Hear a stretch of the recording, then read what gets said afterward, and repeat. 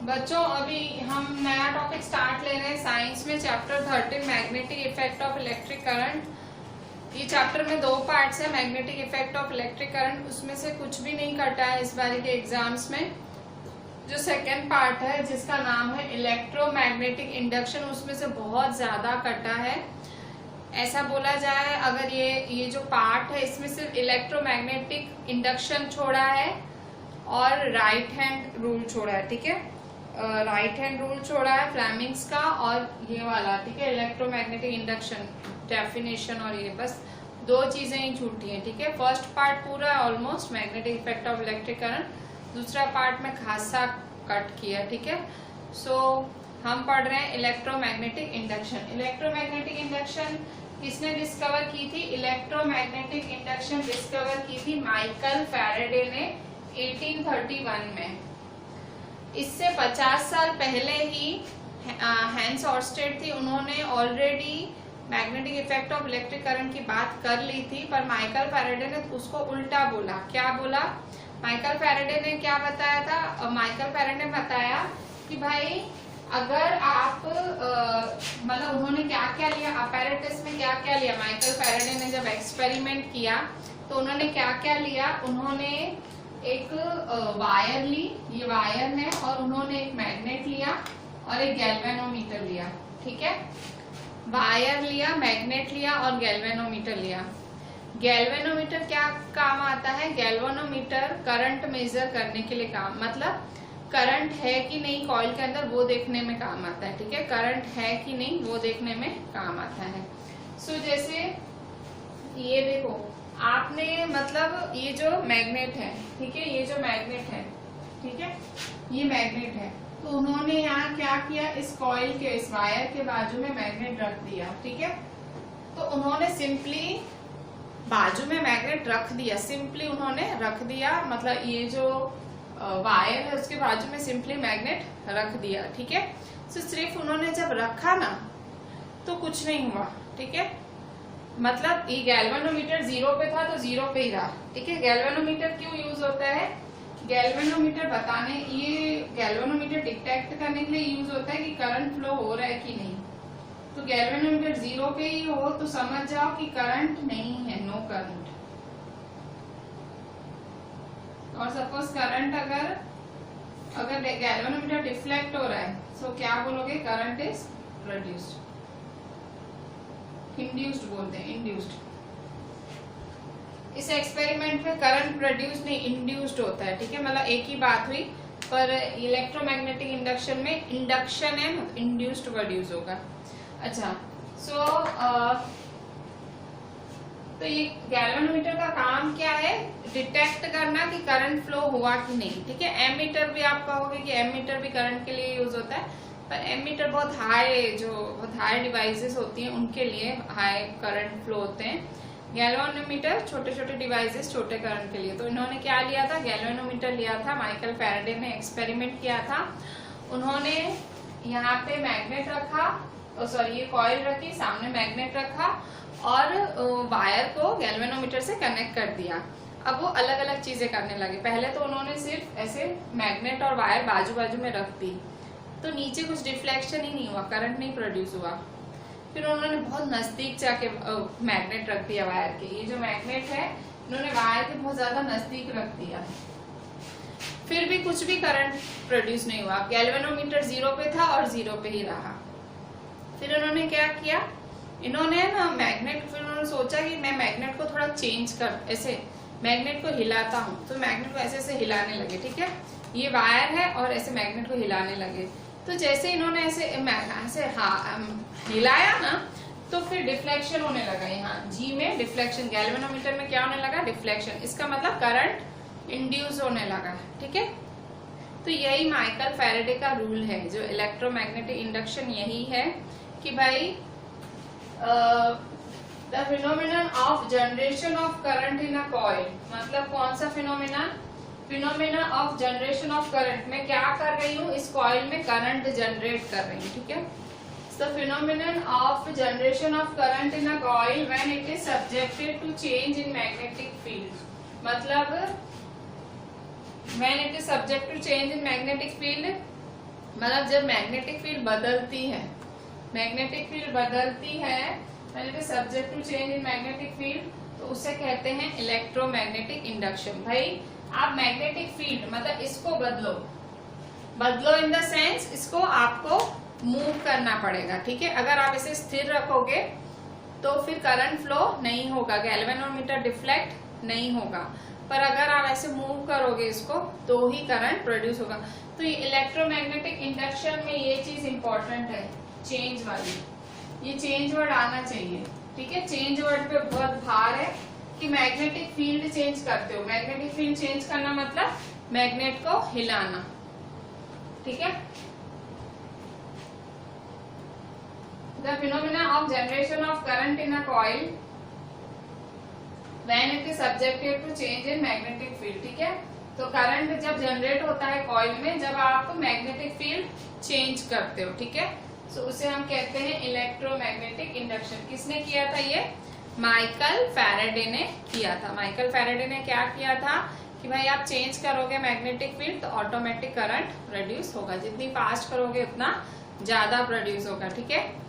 Even इन्होंने तो ऐसे भी बोला था कि अगर आप वायर, आप समझो मैग्नेट ऐसे ही रख रहे हो, ठीक है, आप मैग्नेट ऐसे ही रख रहे हो, आप वायर हिला रहे हो, ऐसे वायर इस तरह से कर रहे हो, तो इवन इन्होंने तो ऐसे भी बोला था आप वायर मूव कर रहे हो तो भी करंट प्रोड्यूस होगा, ठीक है। तो ऐसे भी करंट प्रोड्यूस होगा अगर आप ऐसा कर रहे हो, पर एक मूव होना चाहिए, ठीक है, मूव होना चाहिए, मूव नहीं होगा तो करंट प्रोड्यूस नहीं होगा।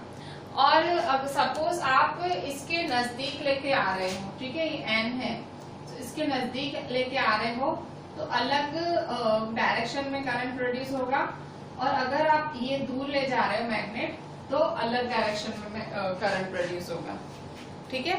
अगर आप एन नजदीक ला रहे हो, नॉर्थ पोल नजदीक ला रहे हो तो एंटी क्लॉकवाइज डायरेक्शन में करंट प्रोड्यूस होगा, और दूर ले जा रहे हो तो साउथ मतलब साउथ टू नॉर्थ, ठीक है। वैसे कैसे नॉर्थ टू साउथ होता है, साउथ टू नॉर्थ होगा, ठीक है।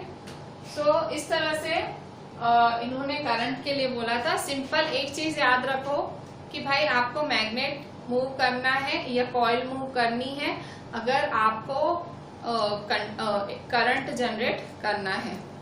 देखो इलेक्ट्रो मतलब इलेक्ट्रिसिटी, मैग्नेटिक मतलब मैग्नेट को यूज करके, इंडक्शन, ठीक है, इंड्यूस करना, करंट इंड्यूस करना, ठीक है, करंट मैग्नेट की मदद से करंट को प्रोड्यूस करना, ठीक है। सो किस तरह से करोगे? चेंज करके, उसकी मैग्नेटिक फील्ड बदल के आप क्या कर सकते हो? आप कर सकते हो करंट प्रोड्यूस, ठीक है। सो अभी मैंने अभी बोला कि भाई एन डायरेक्शन कौन सी डायरेक्शन, देखो पता नहीं, मैंने तो ऐसे तुक्का मारा। अब डायरेक्शन कौन सी, तो उसके लिए हमें कौन सा पढ़ना पड़ेगा? रूल, जिसका नाम है फ्लेमिंग्स राइट हैंड रूल, ठीक है। डायरेक्शन नहीं पता है क्या होगा, ठीक है भाई, पास में जाएगा दूर में जाएगा हमको नहीं पता है, ठीक है। सो ये थोड़ा कंफ्यूजिंग है कि भाई डायरेक्शन कंफ्यूजिंग है, इसलिए फ्लेमिंग्स ने अपना राइट हैंड रूल दिया, ठीक है। सो हम पढ़ेंगे फ्लेमिंग का राइट हैंड रूल।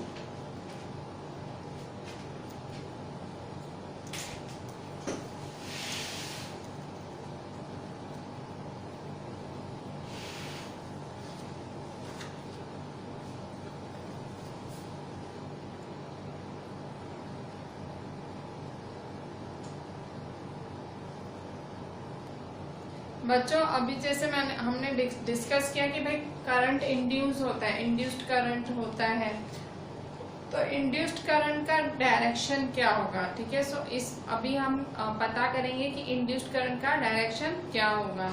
सो वो इंड्यूस्ड करंट का डायरेक्शन इलेक्ट्रोमैग्नेटिक इंडक्शन में आपको फ्लेमिंग्स राइट हैंड रूल से पता लगेगा। फ्लेमिंग्स राइट हैंड रूल क्या है? Stretch the thumb, four finger and middle finger of right hand. आपका राइट हैंड लो, सो ये है आपका राइट हैंड, ठीक है, तो ये है आपका right hand. Stretch the thumb, four finger and middle finger, ठीक है। So thumb, four finger, middle finger of your right hand so that they are perpendicular to each other. देखो परपेंडिकुलर है, ये परपेंडिकुलर और ये परपेंडिकुलर, ठीक है। Stretch the thumb, four finger, middle finger of your right hand so that they are perpendicular to each other. If the forefinger indicates, ठीक है, forefinger indicates the direction of magnetic field, ठीक है। So four finger क्या है, four finger indicates the direction of magnetic field, ठीक है। So ये है four finger direction of magnetic field दिखाती है, ठीक है। So this is the four finger which indicates the direction of magnetic field and the thumb shows the direction of motion of conductor. Thumb क्या है, ये thumb है। So thumb shows direction of motion of conductor, then the middle finger will show the direction of induced current. Middle finger क्या देगी, direction of induced current, ठीक है। So ये middle finger है, ठीक है। फिर से देखो क्या बोल रहा है, थंब, फोर फिंगर और मिडल फिंगर यूज करनी है, थंब, फोर फिंगर और मिडल फिंगर, ठीक है। So stretch the thumb, four finger and middle finger of right hand so that they are perpendicular to each other, ठीक है, perpendicular हैं।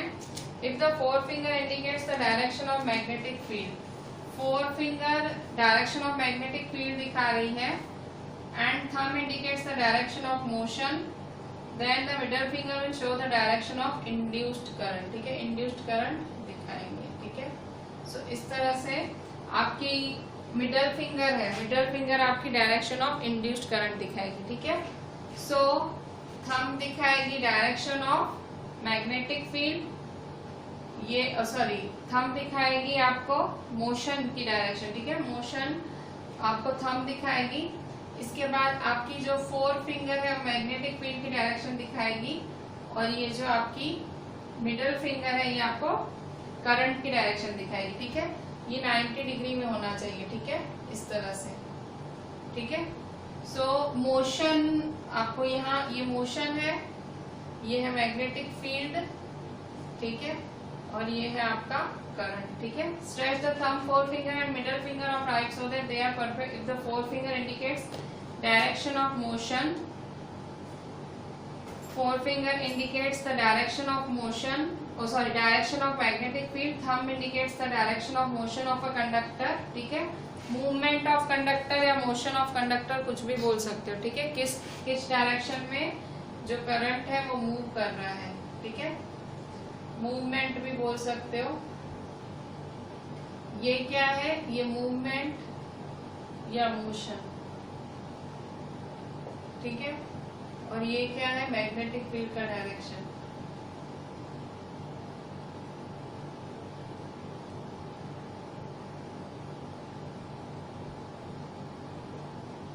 और ये क्या है आपका इंड्यूस्ड करंट का डायरेक्शन,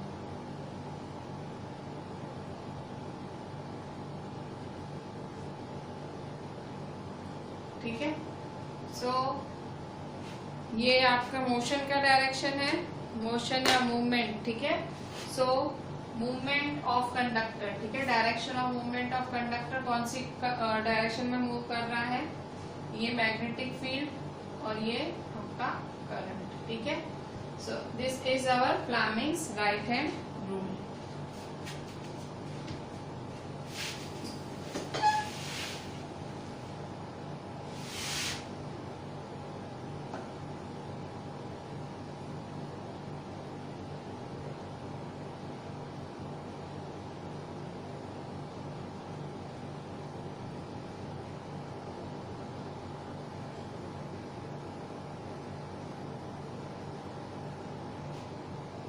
बच्चों अभी हम देखते हैं आपके एनसीईआरटी के क्वेश्चंस, पेज नंबर 224 पे first, why does a compass needle gate deflected when brought near a bar magnet, ठीक है। कंपास नीडल को क्यों डिफ्लेक्ट करती है, जब वो बार मैग्नेट के नजदीक लाई जाती है, ठीक है। कंपास नीडल क्यों डिफ्लेक्ट करती है, तो ये हमने magnetic effect of electric current जो कि पार्ट 1 हमने पढ़ा था थोड़े टाइम पहले, उसमें से इसका आंसर है। आंसर क्या है, the compass needle gate deflected due to magnetic field around a bar magnet. क्यों डिफ्लेक्ट करती है, क्योंकि बार मैग्नेट के इर्द गिर्द कौन सी मैग्नेटिक फील्ड जनरेट होती है, due to the magnetic field, due to the magnetic field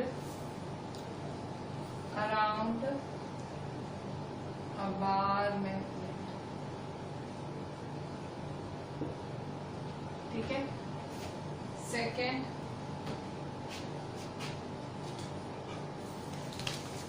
देखो यहाँ पे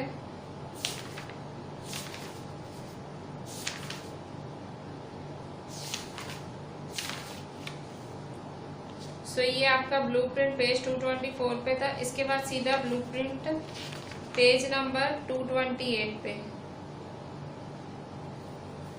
पेज नंबर 228 पे draw magnetic field lines around a bar magnet. Page 228 draw magnetic field lines around a bar magnet. ठीक है, bar magnet के इर्द गिर्द magnetic field lines बनाओ। सो इसका आंसर आपकी एनसीईआरटी में आपको ड्रॉ करना है। ठीक है, सो आप ड्रॉ करोगे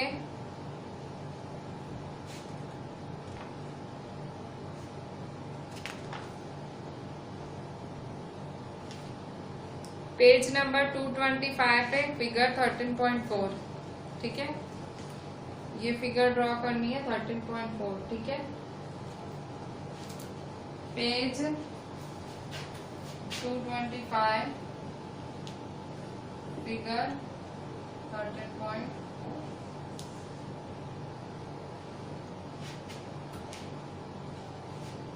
सेकेंड है आप, इसके बाद है list the properties of magnetic lines of force. Question 2, list the properties of magnetic field lines of force। मतलब मैग्नेटिक फील्ड लाइंस की प्रॉपर्टीज बोलनी है। सो आंसर, ठीक है, मैग्नेटिक फील्ड लाइंस की प्रॉपर्टी बोलनी है। So first is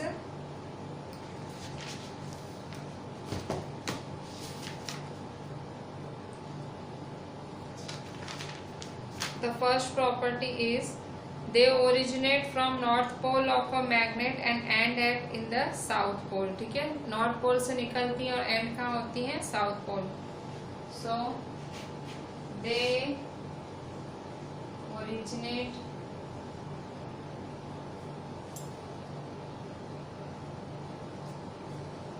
from north pole of a magnet,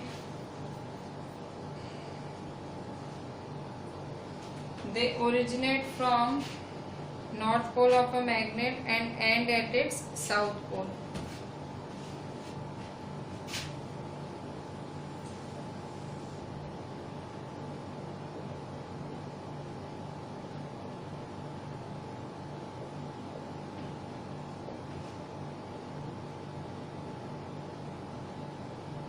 Second, they are crowded near the poles where the magnetic field is strong and separated far from the poles where the magnetic field is weak। अच्छा, जहाँ poles होते हैं वहाँ बहुत सारी होती है। Poles मतलब भाई जहाँ नॉर्थ पोल होगा, साउथ पोल होगा, वहाँ आपको बहुत दिखेंगी। ठीक है, और जहाँ वो नहीं होंगे तो वहाँ नहीं दिखेंगी। They are crowded near the poles, they are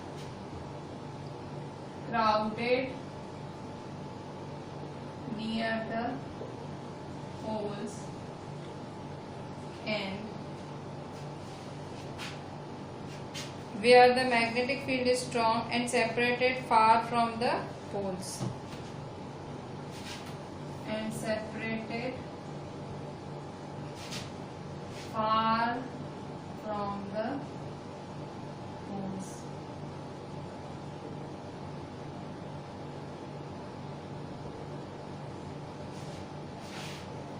Third, these lines are closed and continuous curve, एकदम straight होती है। ठीक है, closed and continuous curves। These lines are closed and continuous curves। Fourth,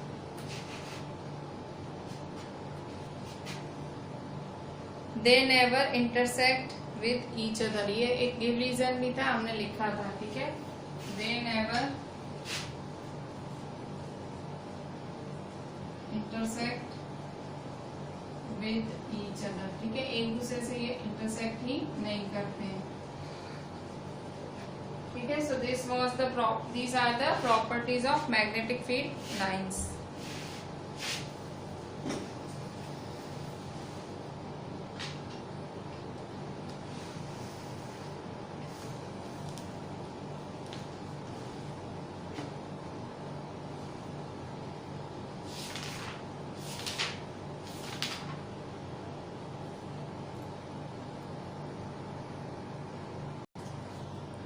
बच्चों अभी क्वेश्चन है पेज 229 का question 1। Consider a circular loop of wire lying in the plane of the table. Let the current pass through the loop clockwise. Apply the right hand thumb rule to find out the direction of magnetic field inside and outside the loop. देखो एक circular loop है, circular loop पे और wire lying in the plane of a table. Table पे ये circular loop पड़ा हुआ है wire. Current pass through the loop clockwise. Current कैसे पास हो रहा है? क्लॉकवाइज, ऐसे। क्लॉकवाइज मतलब क्या होता है? इस डायरेक्शन में, ठीक है। क्लॉकवाइज मतलब ऐसे करंट पास हो रहा है। Apply the right hand thumb rule to find out the direction of magnetic field lines. Magnetic field lines inside the loop. अंदर कैसा मैग्नेटिक फील्ड लाइंस जनरेट होंगी और बाहर कैसे मैग्नेटिक फील्ड लाइंस जनरेट होंगी।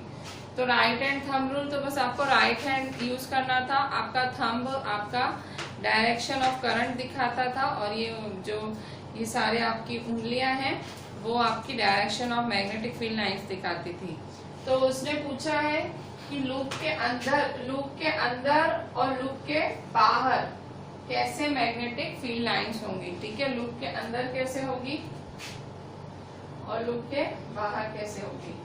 सो अगर बाहर की बात करें, ठीक है। सो बाहर देखो अंदर है तो देखो मैग्नेटिक फील्ड लाइंस क्या है? अंदर की तरफ है। देखो मैग्नेटिक फील्ड लाइंस क्या है? अंदर की तरफ। देखो ये है, सो ये अंदर, देखो अंदर जा रही है। तो क्या होगा?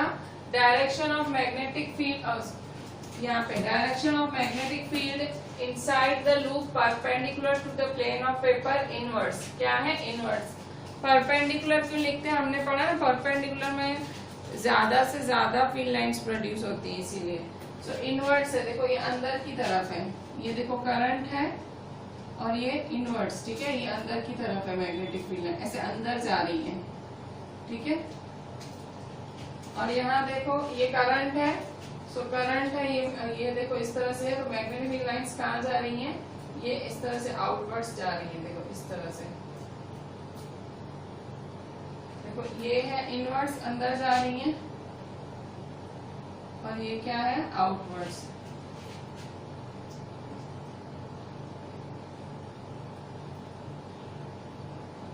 ठीक है। सो ये लूप है आपका, ठीक है। क्या बोल रहा है? लूप है और टेबल पे पड़ा है, करंट पास कराना है और राइट हैंड थंब रूल लगाना है। Direction of magnetic field inside the loop. Loop के अंदर perpendicular to the plane of paper inwards, और direction of magnet outside the loop perpendicular to the plane of paper outwards, ठीक है। अच्छा, question 2 पूछ रहा है the magnetic field in a given region is uniform, draw a diagram to represent it. कह रहा है एक मैग्नेटिक फील्ड है, देखो ये मैग्नेटिक फील्ड है और the magnetic field in a given region is uniform, मतलब यहाँ पे जो मैग्नेटिक फील्ड है वो यूनिफॉर्म है। तो draw a diagram to represent it, ठीक है। सो किस तरह से होगा?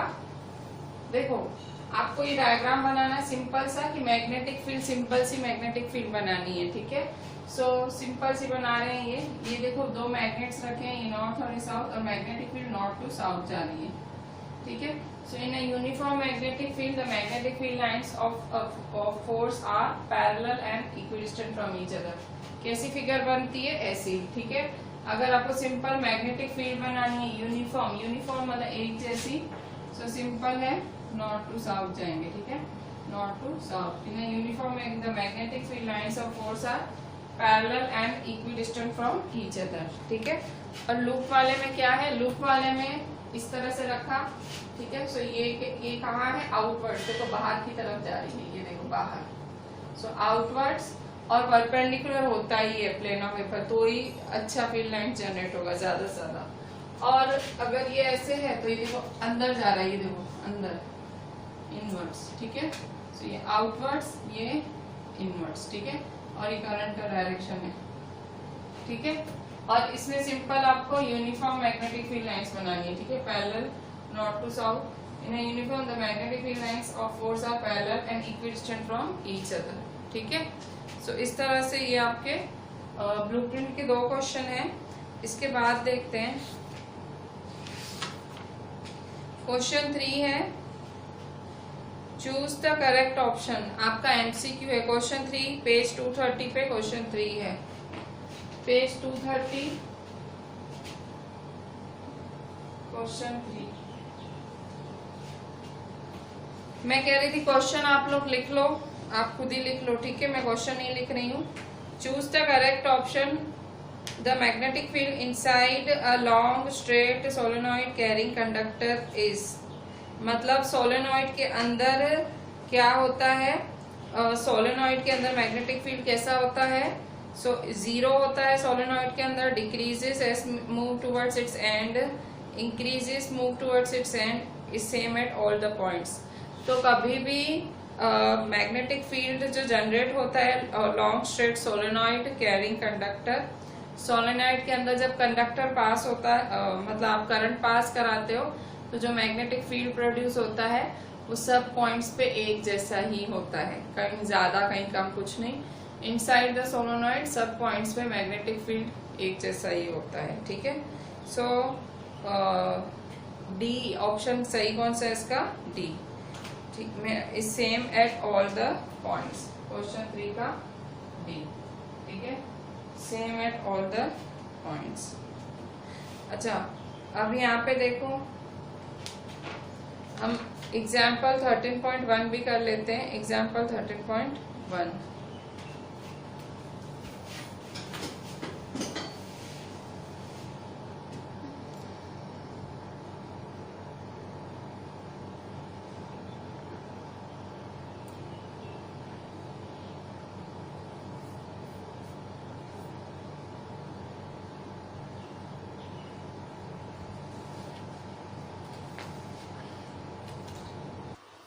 बच्चों अभी पेज 228 पे एग्जाम्पल 13.1 देखो।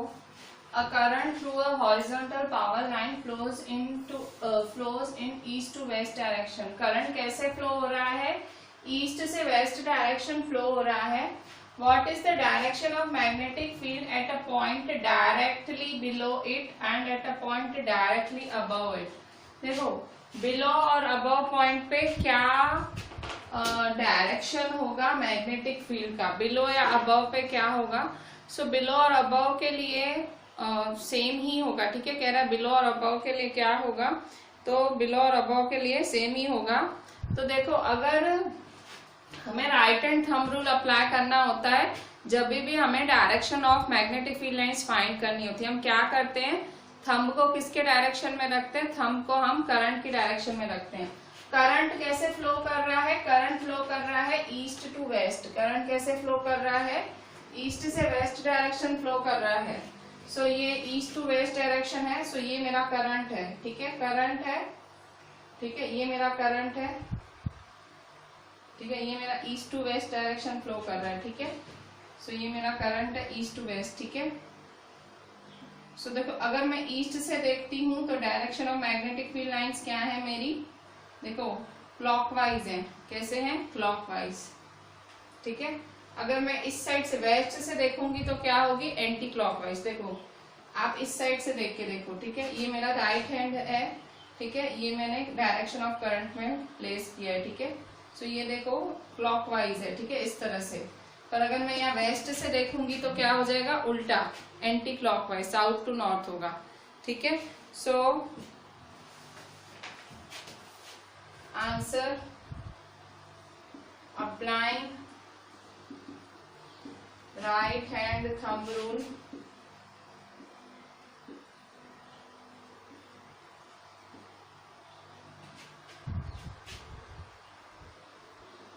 magnetic field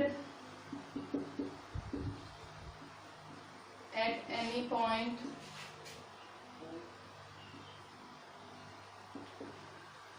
below or above the wire turns clockwise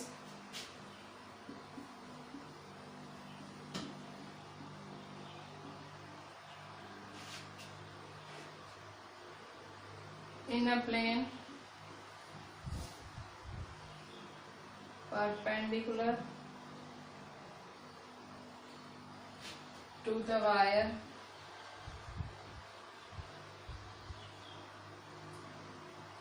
when viewed from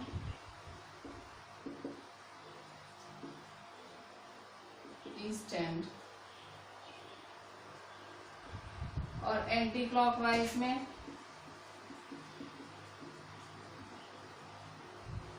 when viewed from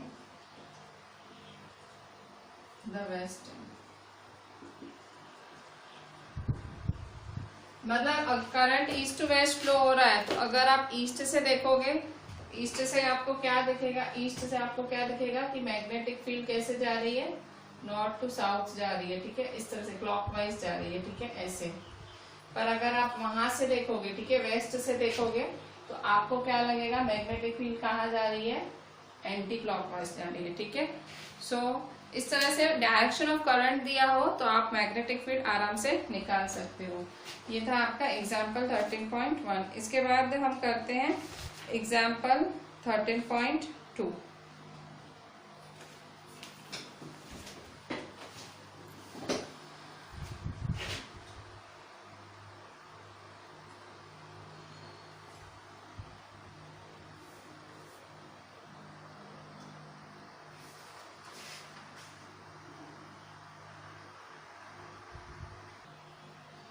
बच्चों यहाँ पे देखो, ये आपको एग्जाम्पल 13.2 है, पेज नंबर 231 पे, पेज 231 पे है। An electron enters a magnetic field at right angles to it. एक इलेक्ट्रॉन एंटर होता है, तो ये इलेक्ट्रॉन है, ठीक है, इलेक्ट्रॉन एंटर होता है मैग्नेटिक फील्ड में at right angles to it. The direction of force acting on the electron will be, आपको फोर्स निकालना है, डायरेक्शन ऑफ फोर्स, ठीक है। तो डायरेक्शन ऑफ फोर्स निकालना है तो क्या यूज होगा, फ्लेमिंग्स लेफ्ट हैंड रूल, ठीक है, Fleming's left hand rule use करेंगे इसके आंसर के लिए। सो फ्लेमिंग्स लेफ्ट हैंड रूल में आपको क्या क्या चाहिए होता है, आपको डायरेक्शन ऑफ करंट चाहिए होता है, आपको चाहिए होता है डायरेक्शन ऑफ मैग्नेटिक फील्ड चाहिए होता है, और फिर आपको मिल जाएगा डायरेक्शन ऑफ फोर्स, ठीक है, डायरेक्शन ऑफ फोर्स मिल जाएगा, ठीक है। तो अब यहाँ देखो इलेक्ट्रॉन एंटर हो रहा है, देखो इलेक्ट्रॉन ये एंटर हो रहा है। सो मतलब ये जो इलेक्ट्रॉन एंटर हो रहा है, तो देखो हमने पढ़ा है आगे कहीं कि जो मतलब ये जो डायरेक्शन है, मतलब जो करंट का डायरेक्शन होता है वो उसका ऑपोजिट होता है, ठीक है। ये जो इलेक्ट्रॉन एंटर हो रहा है, an electron enters at right angles to the direction of force acting on the electron will be. तो ये इलेक्ट्रॉन जो एंटर हो रहा है, ये मतलब इस पे डायरेक्शन ऑफ फोर्स लग रहा है, सो इलेक्ट्रॉन एंटर हो रहा है, तो करंट हमेशा उसकी ऑपोजिट साइड में फ्लो होता है। ये फ्लेमिंग्स लेफ्ट हैंड रूल में हमने देखा भी होगा कि जो डायरेक्शन ऑफ फोर्स है वो क्या होता है, ऑपोजिट डायरेक्शन होता है करंट के। तो करंट का क्या डायरेक्शन होगा, करंट का ये डायरेक्शन होगा, करंट का क्या डायरेक्शन होगा, ये, ठीक है। इलेक्ट्रॉन ऐसे आ रहा है तो करंट का डायरेक्शन ये होगा, ठीक है, ऑपोजिट होता है। करंट और फोर्स हमेशा क्या होते हैं, ऑपोजिट डायरेक्शन में होते हैं, ठीक है, मोशन और करंट ऑपोजिट डायरेक्शन में होते हैं, ठीक है।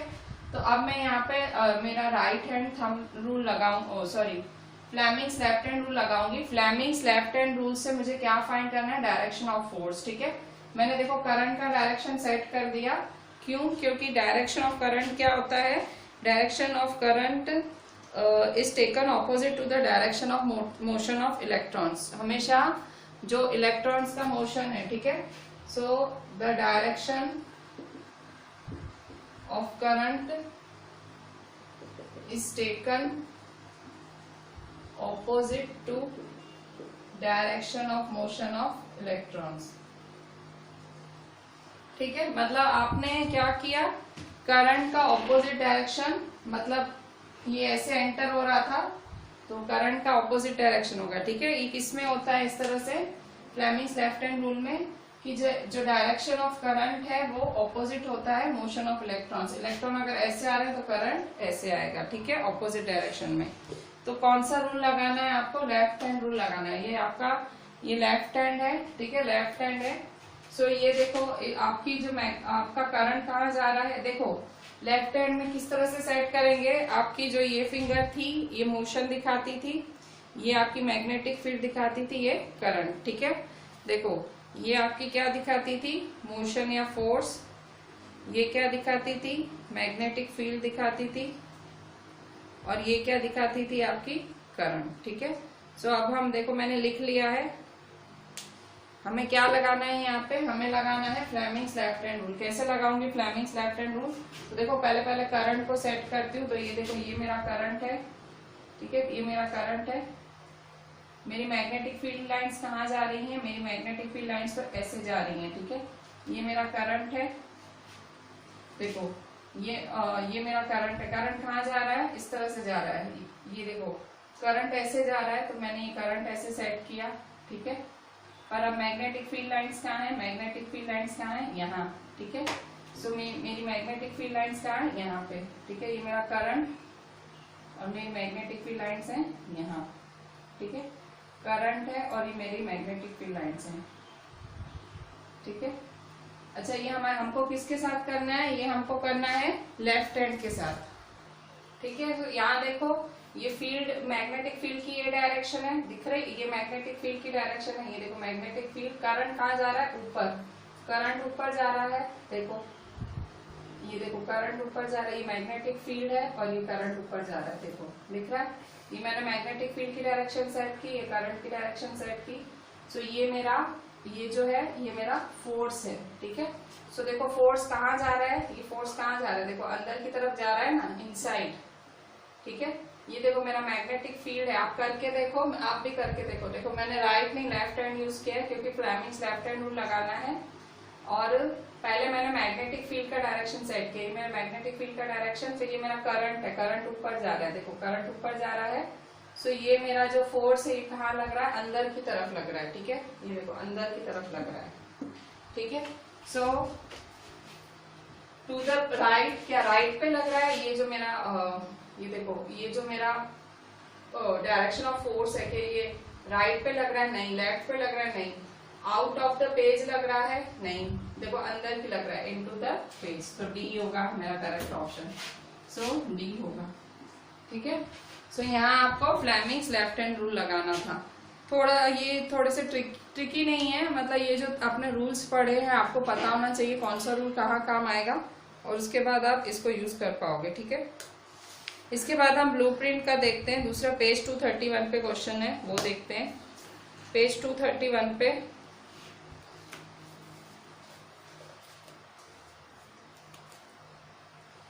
क्वेश्चन 8 है, एमसीक्यू है क्वेश्चन, सॉरी पेज 231 पे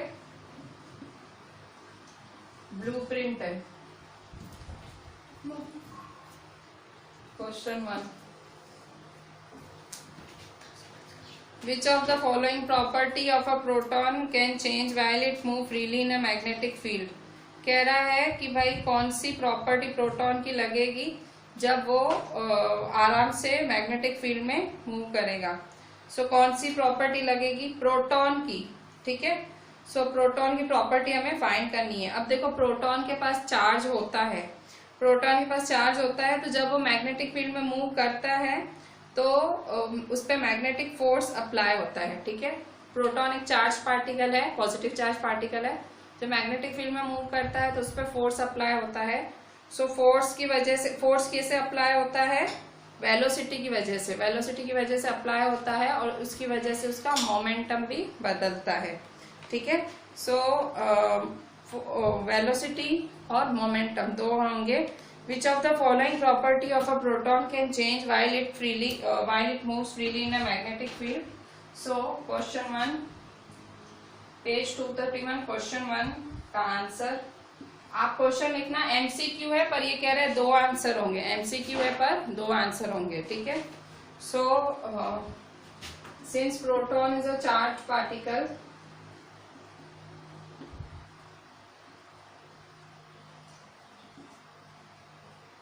चार्ज पार्टिकल है, तो जो क्या होगा, मतलब वेलोसिटी अप्लाई होगी, चार्ज पार्टिकल है, सो मैग्नेटिक फोर्स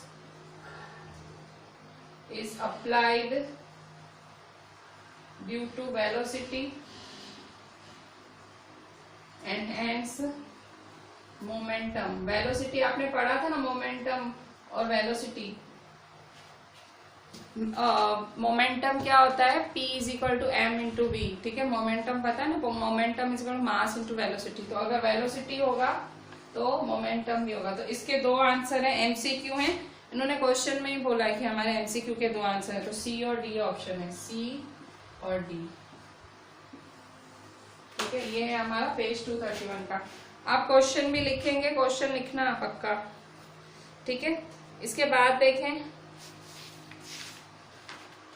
पेज 232 पे एक्टिविटी दी हुई है। In activity 13.7 how do we think the displacement of rod AB will be affected. 1 current in the rod AB is increased, 2 a stronger horseshoe magnet is used, 3rd length of the rod AB is increased। बच्चों अभी page 232 का question 2 देखो, page 232 का blueprint का question 2।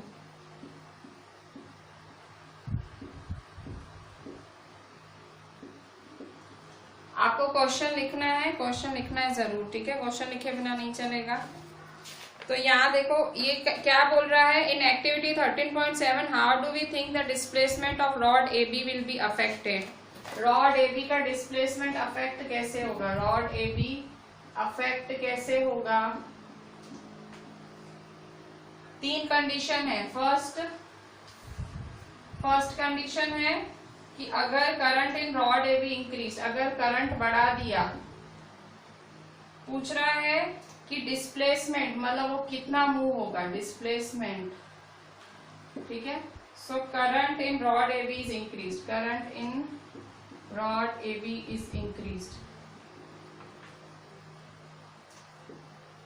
अगर आप current बढ़ा देते हो, रॉड AB का करंट बढ़ा देते हो, तो क्या होगा, ये आपको ये वाला फिगर देखना है इसके लिए, ये वाला, ठीक है। यहाँ देखो एक हॉर्सशू मैग्नेट है, एक बार मैग्नेट है, और उनकी वजह से डिस्प्लेसमेंट हो रहा है रॉड का, ठीक है। सो वो पूछ रहा है कि क्या होगा। तो यहाँ देखो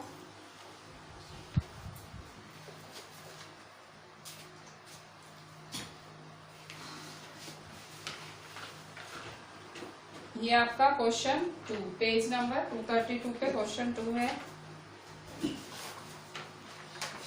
तो वो वाली फिगर देखनी है आपको, कौन सी फिगर देखनी है, हॉर्सशू मैग्नेट वाली, ठीक है। हॉर्सशू मैग्नेट वाली फिगर है, वो फिगर है आपकी पेज नंबर 230। पेज नंबर 230 वाली फिगर देख के ये करना है आपको, ठीक है। तो कह रहा है डिस्प्लेसमेंट का क्या फर्क होगा, तो current in rod AB is increased. अगर आपने रॉड का करंट बढ़ा दिया, तो रॉड का करंट बढ़ा दिया तो फोर्स बढ़ जाएगा, फोर्स की वजह से डिस्प्लेसमेंट भी बढ़ेगा, ठीक है। So the displacement of rod is increased, ठीक है। So displacement of rod is increased. Current बढ़ाया तो डिस्प्लेसमेंट भी बढ़ेगा, ठीक है। फिर सेकंड, दूसरा क्या पूछ रहा है, सेकंड पूछ रहा है stronger horseshoe magnet is used. अगर आप बहुत ज्यादा हॉर्सशू मैग्नेट स्ट्रॉन्ग यूज कर रहे हो, stronger horseshoe magnet is used. ज्यादा स्ट्रॉन्ग हॉर्सशू मैग्नेट यूज कर रहे हो तो भी क्या होगा, the strength of magnet leading to great force on due to this displacement of, फिर से रॉड का डिस्प्लेसमेंट बढ़ेगा ही, ठीक है। Displacement of rod is increased.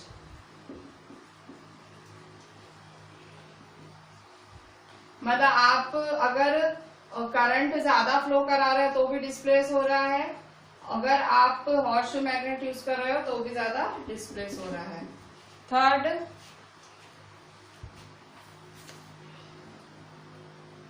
है length of rod AB is increase. अगर आपने लंबाई बढ़ा दी, length of rod AB is increase.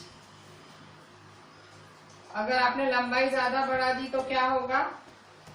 देखो, आपने करंट ज्यादा बढ़ा तो भी डिस्प्लेसमेंट बढ़ा, हॉर्सशू मैग्नेट आपने ज्यादा स्ट्रॉन्ग यूज किया तो भी मैग्नेट बढ़ा, और डिस्प्लेसमेंट मतलब मूव होता है, उतना ज्यादा मूव होता है, मतलब लंबा करंट से भी फर्क पड़ता है, उसकी स्ट्रेंथ से भी फर्क पड़ता है। आप देखते हैं लेंथ, तो लेंथ बढ़ा दोगे तो क्या होगा? सो अगर आप लेंथ बढ़ाओगे, सो लेंथ बढ़ाने से डिस्प्लेसमेंट वो भी बढ़ेगा, ठीक है। So displacement of conductor is increase, मतलब तीनों केसेस में डिस्प्लेसमेंट बढ़ेगा, ठीक है। अगर आप करंट बढ़ा रहे हो तो भी डिस्प्लेसमेंट इंक्रीज होगा, आप स्ट्रॉन्ग हॉर्सशू मैग्नेट यूज करो तो भी डिस्प्लेसमेंट, और लेंथ ऑफ रॉड डिस्प्लेसमेंट से इंक्रीज, उसका भी डिस्प्लेसमेंट होगा, ठीक है। सो इस तरह से पेज 232 का ये है क्वेश्चन नंबर 2, ठीक है। अभी भी हमारी एनसीईआरटी एक्सरसाइज भी बाकी है, थोड़ा ब्लूप्रिंट भी बाकी रहेगा, वो हम कल कवर करेंगे, ठीक है। जितना भी कराया है सब क्वेश्चंस के साथ जरूर लिखना, ठीक है। डायग्राम जरूरी है वो बनाना है, ठीक है। चलें, थैंक यू।